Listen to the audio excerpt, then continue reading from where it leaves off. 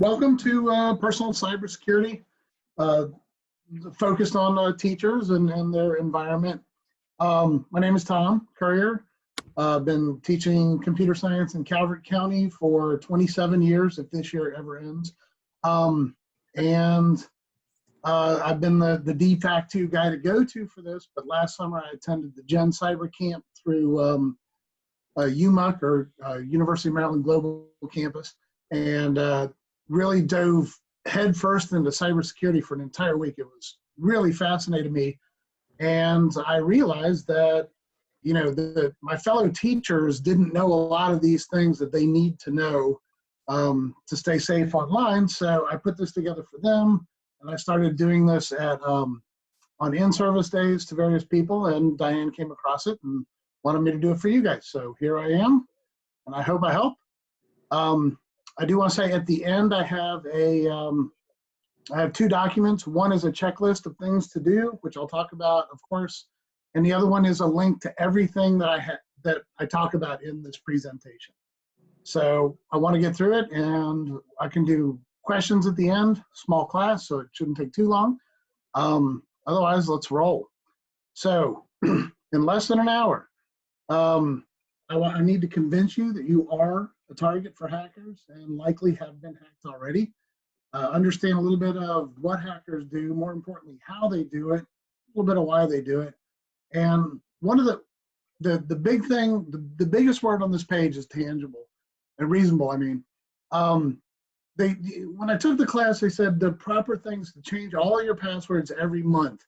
And I'm like, I'm not going to do that. Nobody's going to do that in real life.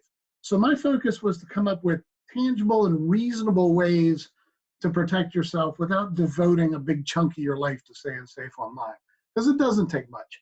So I'm not trying to scare anybody from using the internet. I've been known to use it too. All right, so you're a target. You're an adult, you have established credit, and a lot of people think, oh, I don't have tons of cash, they don't want me. Yes, they do. And these are people, don't care who they hurt. They're just trying to get money out of your pocket into theirs. So they'll do whatever they can and not feel guilty at all. They're actively trying to steal your identity and sway your opinions too. I talk a little bit about that. That's a whole fascinating branch of how they're manipulating how things are presented online. But it costs a lot of money around the world, and it's worth it to take a little time to learn some basic steps. So here's a graphic that's updated as more hacks come out. These are data breaches and hacks. So these are companies, I'm sure you recognize a few of them, Facebook and Marriott and whatnot. And this website keeps track of these different breaches. And if you look in, it's not an active page, it's a screenshot, but if you go to that link and click on it, it'll tell you what information was stolen from the different breaks here. So the break-ins. And it's really, so it is happening a lot, and your information are in there. Do you have a Facebook account? And your Facebook account was hacked. They got some information from you, so you need to take steps to fix that. And I'm going to talk about that. So have you already been hacked? So here is a website that is an eye-opener for a lot of people. Have I been pwned? It's an old school video game thing that I won't explain now, but it means owned. And so have you been pwned? And you click on this website, you simply punch in your email address, any email addresses that you use. Here's my school address. This is a partial result here. I was involved in all of these. It'll tell you when it happened, what they took. And this is only, I think I had 7 different data compromised just off my school email. So my personal one, there was a lot more there.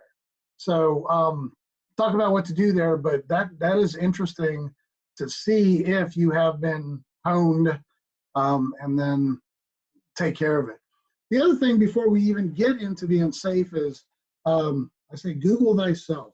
Know what your digital footprint is. What can somebody with public access to the internet find out about you? And I'm going to bring this up repeatedly in the next hour, but the better picture that these hackers, the bad actors, can paint of you, the easier it is to hack you in the end.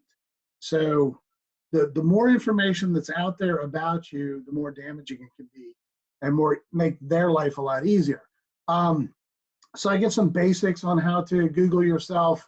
I'm not going to read that to you, but there's also a link that I give you on how to do it. Just see what's out there. Unfortunately, there's not a lot that you can do about it. I have seen companies that say that they can help repair your damage if you have things online that you don't want public. But when I researched them, I didn't find they had really good results. So I'm not an expert on that, but hopefully I will not need to be an expert on that. And Google Alerts is something that can actually pop up. They email you if somebody publishes something about you, but that's more for people that have a higher profile. So it's probably not going to be the average teacher that gets something published. But you never know, and it's nice to keep tabs on things. Online trackers. Every time you go on, there are little trackers that connect and watch everything you type, watch every website you go to, what web pages you visit at that site, how long you're on each of the web pages, what you click on, et cetera, et cetera. And these are completely legal, and they're all over the place. So I have a screenshot here of a plugin for Firefox called Ghostery, and I went to one web page, WashingtonPost.com, pretty innocuous, and with all the stuff that there were 10 trackers on me in the first 5 seconds. So they know that they know that Tom Currier has gone to WashingtonPost.com. This is why when you type it, if you were to type in Ireland in your Google today, you will get an ad saying, "Hey, here's a great deal for a vacation to Ireland," because these trackers know that for whatever reason that you typed in Ireland. So relatively simple to deal with. Use the Firefox browser. It was built to be more secure than other browsers. It's kind of its focus. And this is a free plugin you can get, and you can restrict and trust sites and whatnot. But this is a way that everybody, legally and illegally minded people, are gathering information about you for target advertising from legitimate companies. And like I was talking about, painting that clearer picture of who you are. This can get a little scary. The apps that you have on your phone, what permissions do your apps have? Do you ever see anything strange going on in there? You can easily see which permissions it has. Take some time to look at it and see if they make sense. We use this. Excuse me. We use this in my AP CSP class from the Code.org curriculum, and this is was a real app, and it's a brightest flashlight, and it's kind of scary to look at. What is it asking permission for? Your approximate and precise location. It wants all your files, media, photos, everything. It does need the camera to turn on the flashlight, what your Wi-Fi connection information is, your device ID, and the scariest part at the bottom is updates may automatically add in additional capabilities within each group. So you're just giving everything away for free. So that would be an app that you can close it down, I'd get rid of that one. But do take a minute to look at those. Oops. The last thing on this, both iOS and Android have made this a lot easier very recently. They will alert you when they think, hey, does this app need this permission, etc. So both of them are making strides in that. But there's something to keep an eye on. Now we get into email and phishing. Phishing is the #1 way that hackers get into your system, and that's what happens. You get an email. It might look like it comes from a known source, your mom, your bank, your friend, whatever. There's a link in it. Everything looks legitimate. You really think that Uncle Bob sent you something, and you click on it, and especially if you were to download something, if Uncle Bob told you to download something, you just opened the front door for the Mongol hordes. So they're going to be in your system, and they will have the ability to easily wreak havoc on you. And that's kind of scary. So this is an example of one from a while back. This wasn't mine. This is just one I found online. But it looks like it's from Costco. Everything looks normal here. Your order was canceled. But here's the thing. If you click on either one of those links, it's going to take you to a form online that's going to have you put in your Costco user ID and password. And you just gave them your Costco user ID and password. If they can get in, if you have a credit card on file with Costco, they have that now. So, and this is a generic one, and a lot of people don't fall for this. Excuse me. But then you get into spear phishing. Okay, this could have been sent to anybody. You might even have thought to yourself, did I order something from Costco wholesale? I don't know. But spear phishing is devious. This is where they take information known about you, and this is a reconstruction of an email that I got. There's my actual school email that it came into. That's my name. I do have a SunTrust account that ends with those numbers. So those pieces of information, whoever sent this to me had that about me, which is a little scary. And of course, it won't work here, but if you hover over that link, it does not go to suntrust.com. So it goes to something else.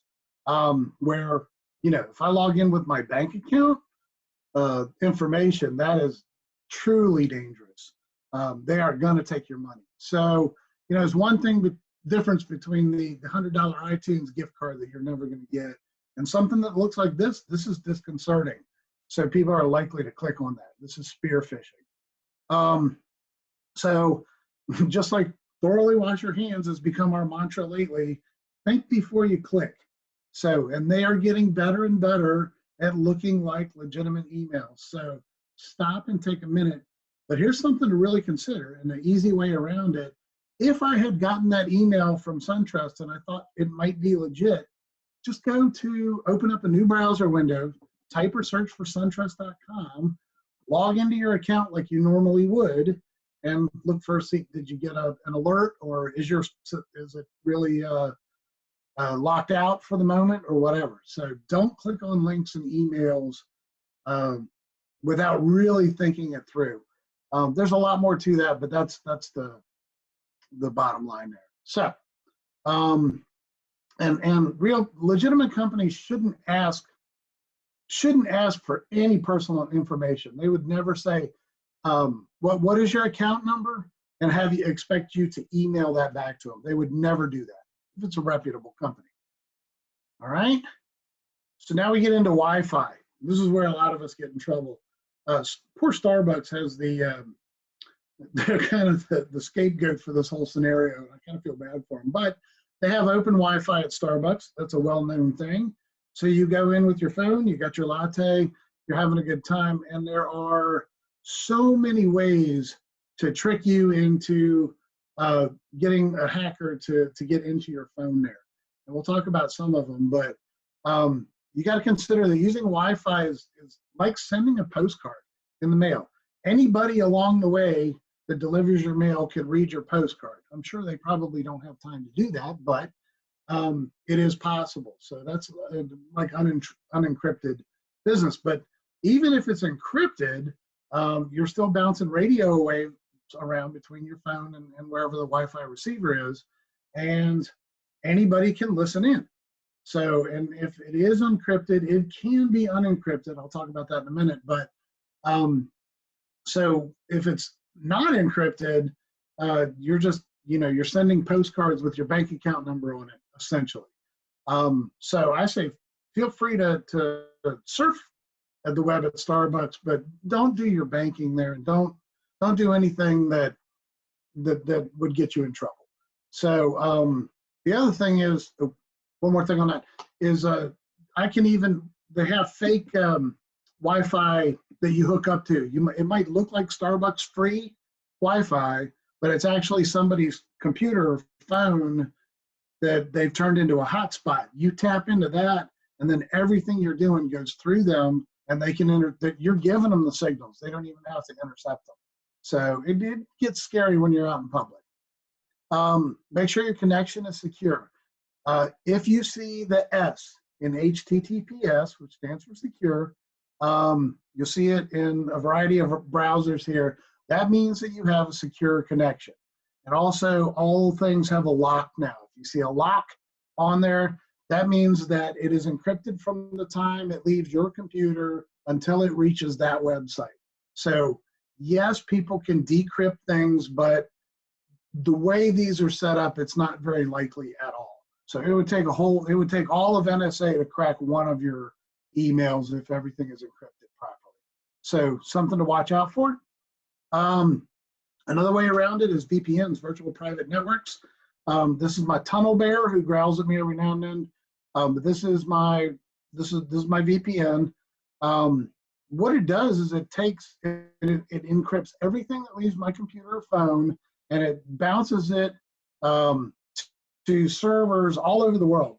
So I just have it going to the fastest one, which is in the United States somewhere. You don't know where it is, and then it's unencrypted there.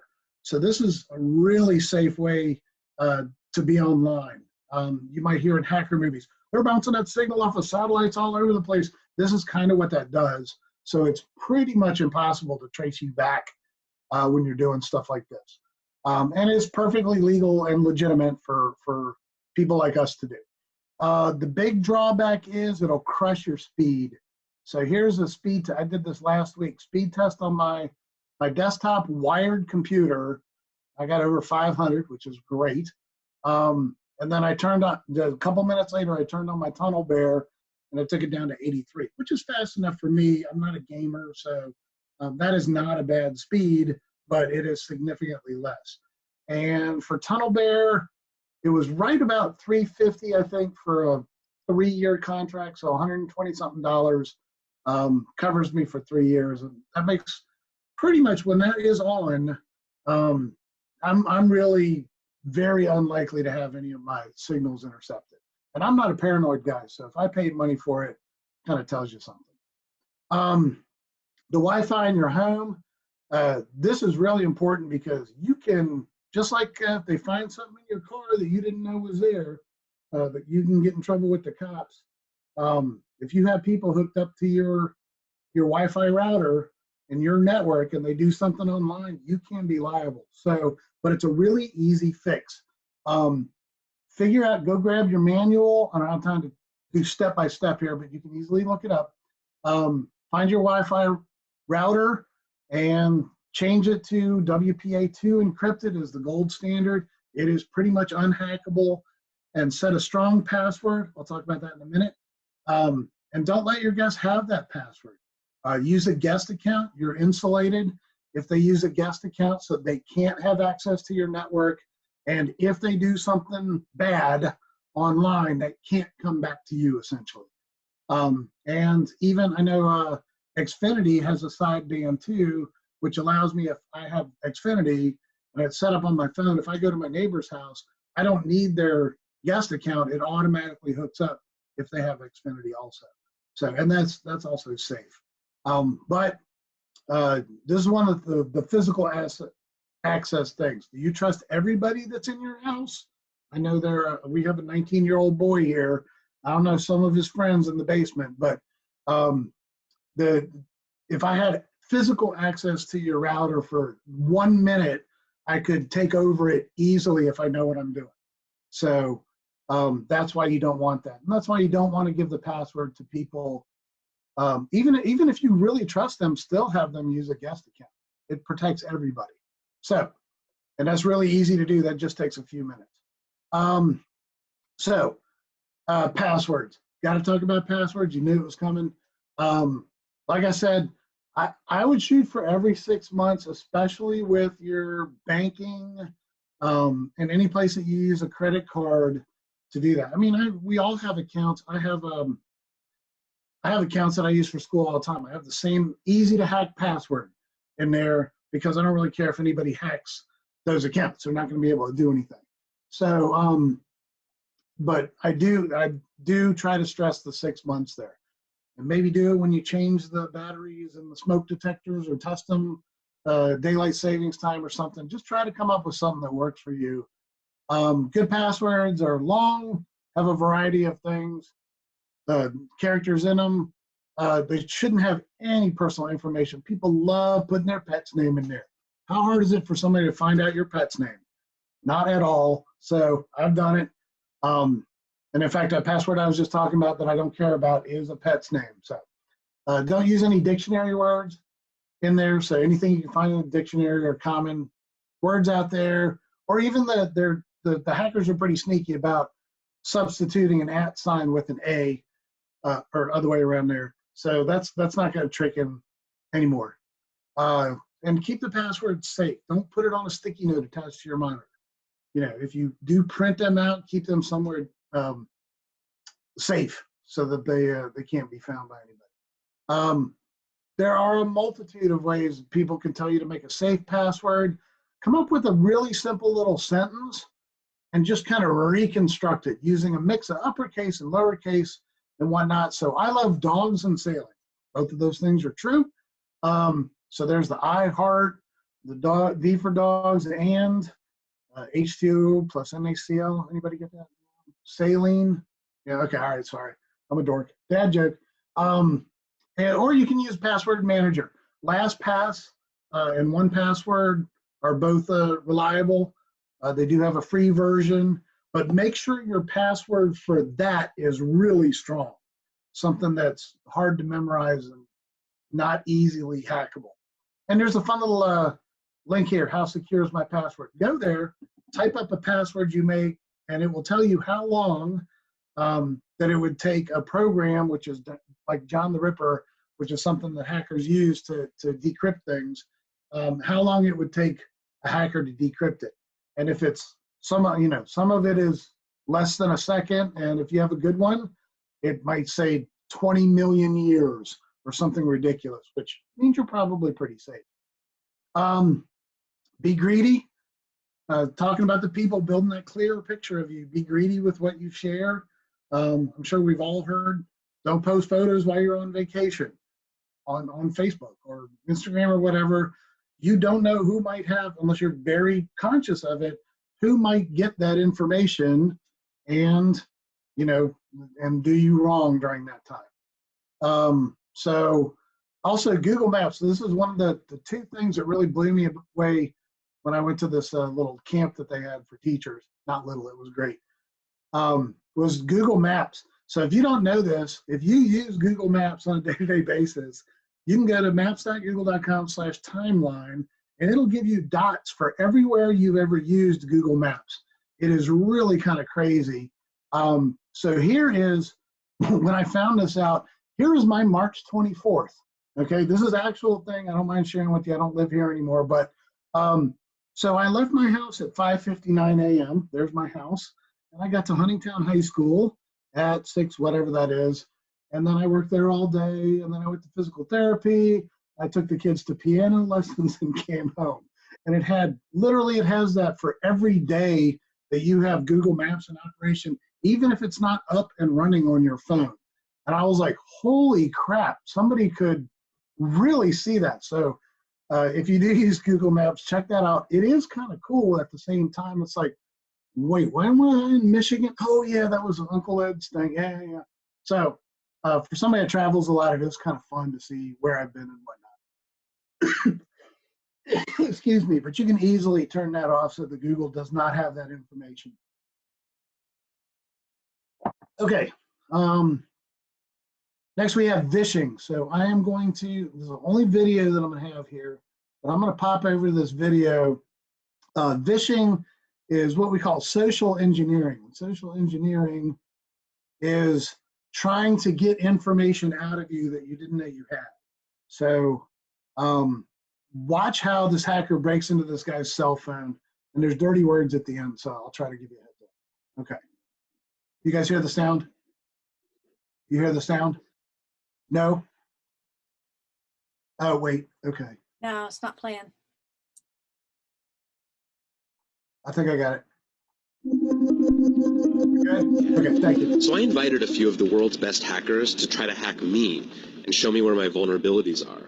And now I'm going to meet them in Las Vegas for DEF CON, the biggest hacker convention of the year. They're going to hack me using social engineering, which is essentially hacking without any code. They just use a phone and an internet connection. You want to do a sample phishing call? What's phishing? Phishing is voice solicitation, and basically what you do is you use the phone to extract information or data points that can be used in a later attack. Let's do it. Who are you gonna call? Maybe I'll call your cell phone provider and see if I can get them to give me your email address. I bet they're good. I bet they have my back. But yeah, go for it. I'm gonna spoof from your number, so it's gonna look like it's calling from you. Okay. Hi, I'm so sorry. Can you hear me okay? My baby, I'm sorry. my husband's like, we're about to apply for a loan and we just had a baby and he's like, get this done by today. So I'm so sorry. I can't call you back. I'm trying to log into our account for usage information and I can't remember what email address we used to log the account. The baby's crying and can you help me? Awesome. In just 30 seconds, At gmail.com? Jessica gets access to my personal email address. Now, if I needed to add our older daughter on our account so she could call in and make changes, how would I need to go about doing that? You would have to send me a secure PIN through a text message? Yeah, well, the thing is, I don't think I'll be able to receive a text message if I'm on the phone. Shh. Oh, I'm not on there either? So I thought when we got married, he added me to the account. Jess uses my girlfriend's name and a fake social security number 5127. to set up her own personal access to my account. Wait, I'm sorry. So there's no password on my account right now? Can I set that up? She even gets the support person to change my password. Thank you so much for your help today. So she just basically blocked me out of my own account. I'll get her fed after this. All right. Thank you. Holy shit. So they just gave you access to my entire cell phone account. You're gonna have to go on and change your password now because it's Jess, my name. And all it took was a crying baby and a phone call. Yes. Okay, so I mean that is as far as I understand, that's completely legitimate. So see how sneaky they are and how good they're doing their job. Let me turn the. Is my audio good still for me? Okay, thank you. All right, so that's just beware, situational awareness. There's so many aspects of what I'm trying to communicate to you today, but I kind of had to lump a couple of them together. There's something called multi-factor authentication that I'm sure you've had to deal with. We're going to text you a number when you try to log into the website. I know every single time I log into my credit union, they have to text me a number, and that's fine.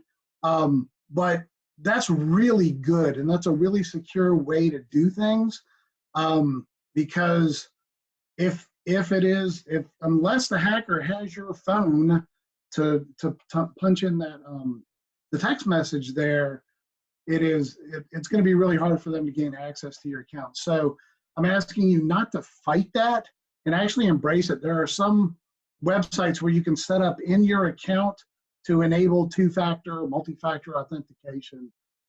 That's one really easy way to keep yourself safe.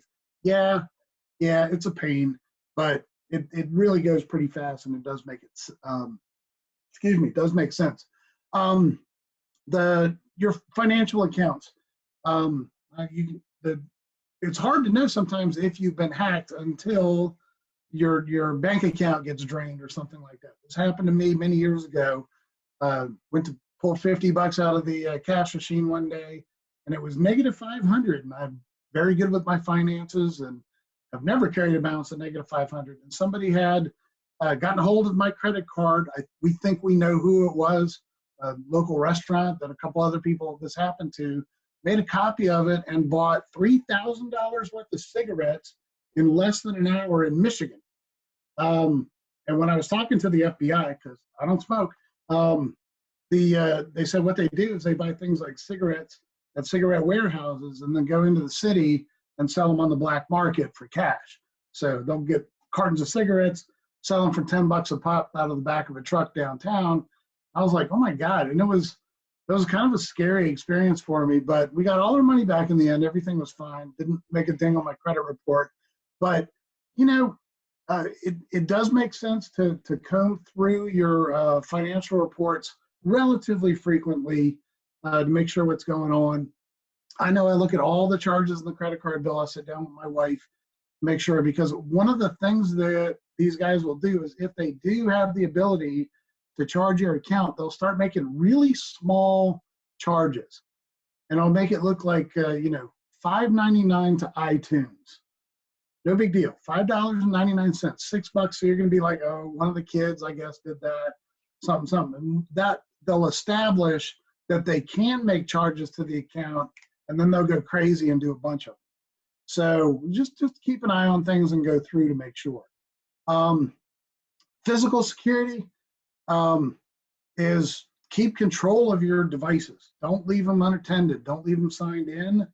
If you are in the Starbucks and you get up to go to the bathroom and leave your phone on the table and it's logged in, game over for you. Yeah, they'll have me on camera taking your phone, but most of those people don't care about things like that. If you have sensitive information, keep it on a flash drive, keep it on an external hard drive, or lock it up. There are, and originally in this presentation, I had talked about the different types of malware and the different ways that they take your data and whatnot and extract money out of you, but it got too deep and kind of got me off point. So, but keep in mind they have these, like WannaCry, these ransomware viruses, where they're going to lock up your computer and all your data until you pay them a ransom. And we had it happen in Baltimore City. And Baltimore didn't pay the ransom, and they didn't get their data back, and it cost an amazing, I've seen $18 million and 3 months where people couldn't process house sales and all this kind of stuff because somebody didn't back up a hard drive is what it boiled down to. So keep it on a flash drive, keep it on an external drive, and then lock it up. If somebody takes over my computer right now, okay, I got everything backed up to the cloud. I use Dropbox and keep everything there. So I'm covered. I'm not going to pay you money to get my data back, but some people don't have it in other places. So again, hacker had 5 minutes, just 5 minutes with your phone or in your home. If they know what they're doing, they will. Shred your documents. Dumpster diving is absolutely a thing. So, and it's a quick and easy way to go through and gather a lot of information about you. Shoulder surfing, which is when you're entering your PIN at the ATM, somebody looking over your shoulder and they say, oh, 1, 2, 3, 4. Okay, now they can rob you, take your card, and they have the PIN, and they can empty out your bank account. So that's a thing. Juice jacking. This is a relatively new thing. You think you're plugging your phone into, you're at an airport, and you plug your phone into a USB outlet to charge it up before your flight. Everything's fine. Lots of places have places to charge your USB. But some of them, what they're doing is putting in, making it into a data connection instead of just a power connection, which doesn't look any different. And now you get on there while you're downloading their free electricity to charge up your batteries. They're gaining access to your phone using a variety of high-tech weapons to take over. So it's as simple as charging your phone in an airport is something. So keep your own batteries, or if you use a plug, if you plug into an outlet with a USB block, that is safe. That is okay. So, but watch out for the jacks that have just the USB outlet. So why they do it? Primary goal, steal your identity, extract your money, obviously. But there is another aspect of all this, and this is becoming more and more apparent, mostly Russia or maybe a country like that, China. They want to influence, they want to mess with us. And also people try to sway your opinions on everything. If you Google, and I did this recently and realized it was all crap, try Googling the best affordable dog foods. You will hit a ton of great websites that look like, oh, this has this much, nutrients in it and whatnot, but it's really trying to skew you to buy the first one on the list or the second one on the list because the first one's too expensive or something like that. People make a living giving fake Amazon reviews. So you got to watch out for that. You look at how many people have rated something and what the spread is. I always look at what the little histogram is of how many people said, oh yeah, this is a 5 out of 5. And you got to look at that stuff especially if you're spending any real money online. The war on pineapple is really fascinating.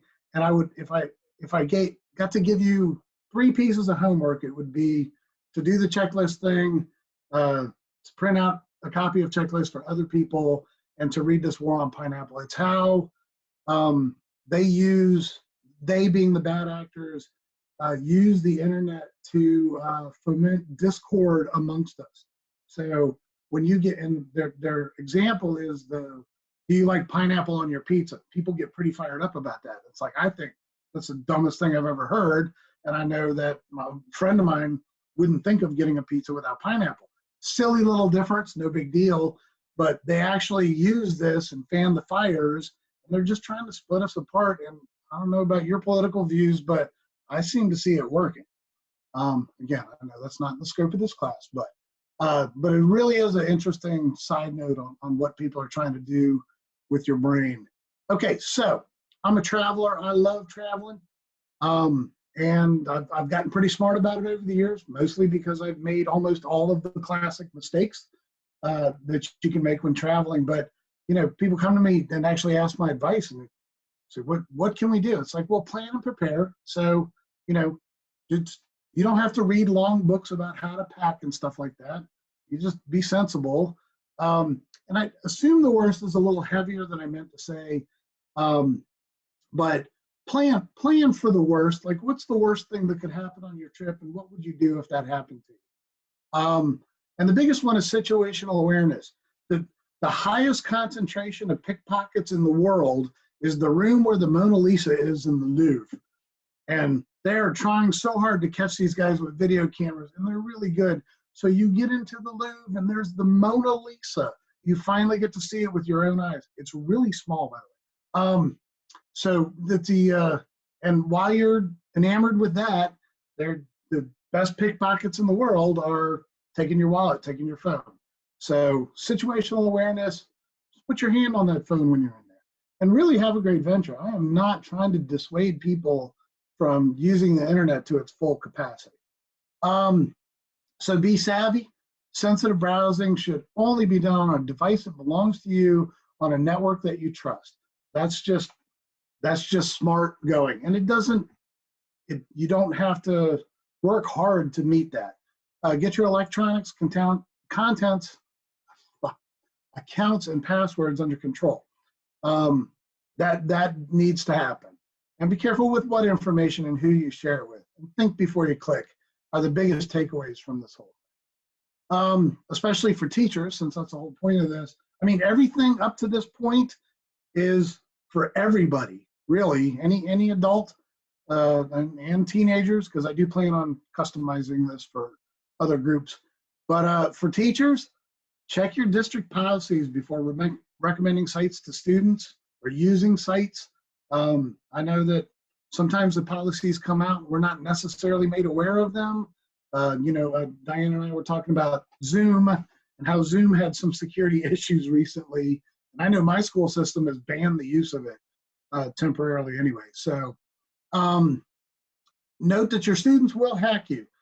Being the computer science guy in my school, it seems like more than every other year, not quite once a year, I have to deal with a situation where a student has hacked into the gradebook program that the teachers use and try to get everything straightened out. And those are the ones that we catch.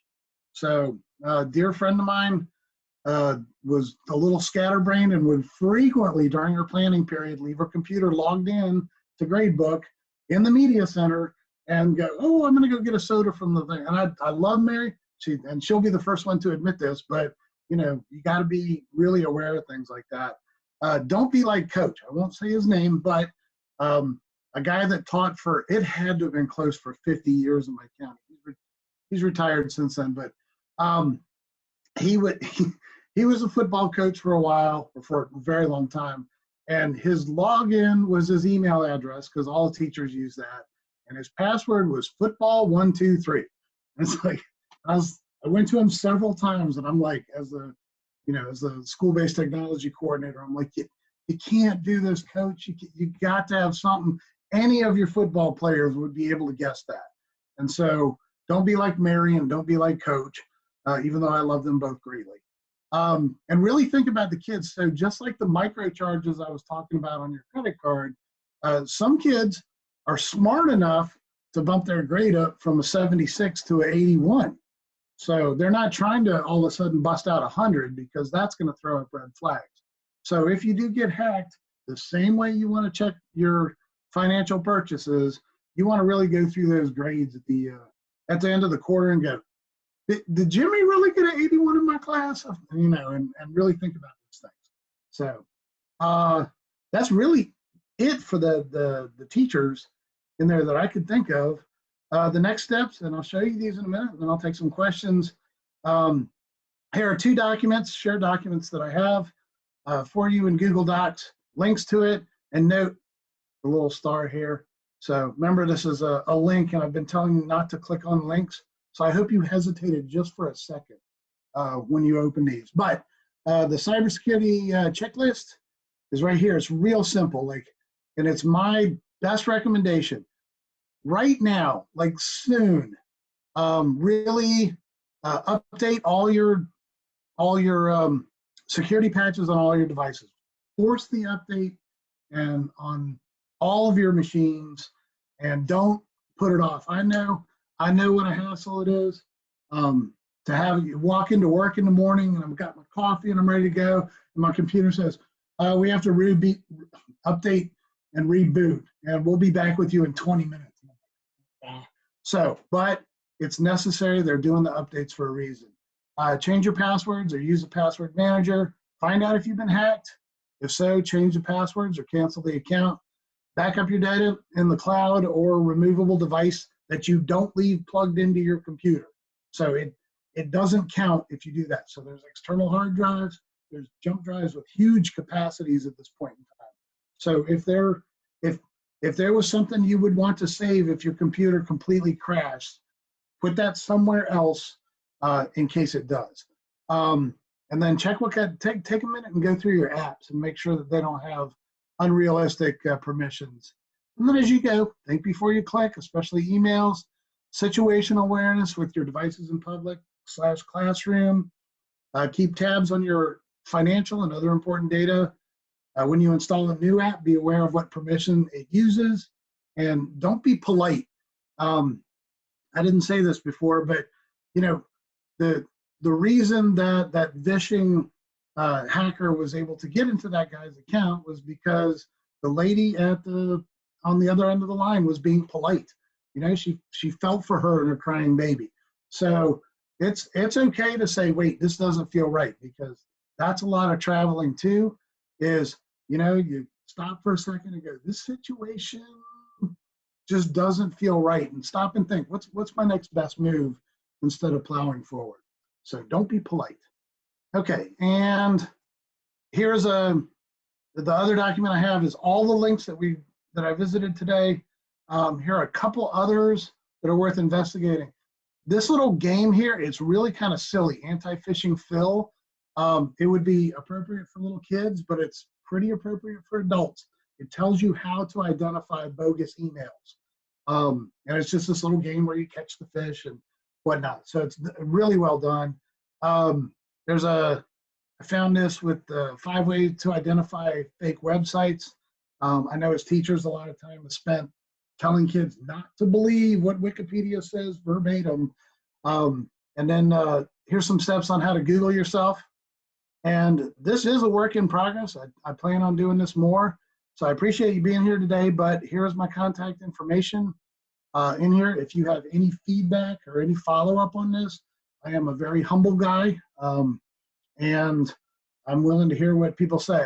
I realized a long time ago I was never going to be the guy that knows everything about every aspect of computing, and often my students have shown me that they know more about a whole lot more than I do on certain topics. You know, when my smart board doesn't work, you turn to that kid in the front row. I got it, Mr. Currier, and you're back in business in no time. So that is all I have.